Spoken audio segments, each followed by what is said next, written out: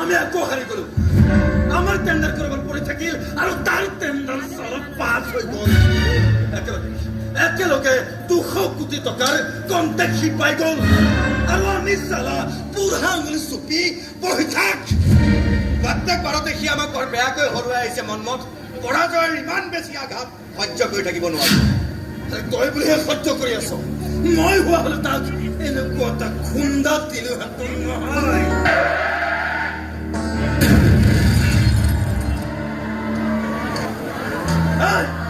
কোন বে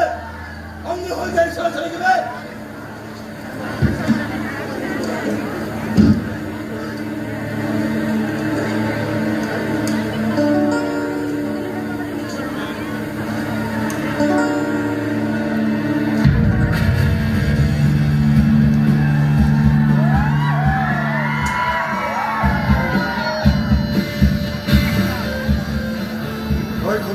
কৈছিলি হে মই খুন্দাটো দিয়ে দিবি দেখিছ নহ'লে যি সময়ত ভাব সেই সময়ত মই কামটো কৰি পেলাম গতিকে মই যেতিয়া বিজয়ৰ হাঁহি মাৰি থাকো নহ'লে এনেকৈ মুখ ঠেকেচা খাই কান্দি পৰিবলগীয়া হয় তই এই দুৰ্লভ কাকতিক বেছি কমজোৰ বুলি ভাবিছ ৰঞ্জন কমজোৰ নাছিলি কিন্তু মোৰ লগত ফেফেৰি পাতিবলৈ গৈ বৰ বেয়াকৈ কমজোৰ বনি গৈছিল আৰু যদি এনেকে ঠেকেচা খাই থাক তেন্তে তোৰ নামটো দুৰ্লভ কাকতি সলাই দুৰ্বল কাকতি বনাই পেলাব লাগে মোক সম্ভালি কথা কবি তই তোৰ ককাইৰক সম্ভাল আৰু মোৰ লগত ফেফেৰি পাতিবলৈ এৰি 10-20 লাখ টকাৰ সৰু সুৰা ঠিকা কৰিবলৈ ল লাভ কম হ'ব কিন্তু এনেকৈ ঠেকেচা খোৱাৰ কষ্ট ভুগিবলগীয়া নহয় কিন্তু কষ্ট ভুগিব লাগিব তই যেতিয়া ফ্লাইঅভাৰৰ 300 কোটি টকীয়া কণ্ট্ৰেক্টটো মোৰ হাতলৈ আহিব হাতখন চাফা কৰি থবি লেতেৰা হাতখন আগবঢ়াই দিলে কোনেও ভিক্ষা নিদিয়ে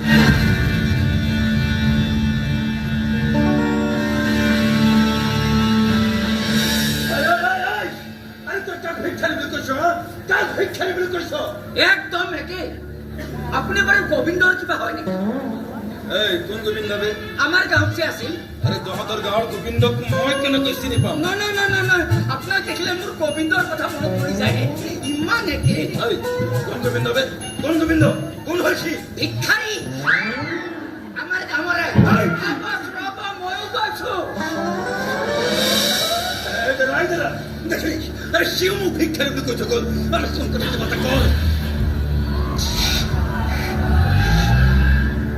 নহলে কিন্তু মই তাক মাথা ঠাণ্ডা ৰাখ মনমত ফ্লাইঅভাৰৰ টেণ্ডাৰ ওলাবলগীয়া মই চব ফিটিং কৰি ৰাখিছো কামটো আমি পোৱাটো খাটাং আৰে চালা সি আজি আমাক ভিক্ষাৰী বুলিছে ফ্লাইঅভাৰৰ কামটো পোৱাৰ দিনা মই তাৰ হাতত ভিক্ষাৰ পাত্ৰ তুলি দিম আৰু যে ভিক্ষাৰ পাত্ৰটো প্ৰথম খুচুৰা পইচাটো দলিয়াম মই মোকো চান্স এটা দিবি পুণ্য হ'ব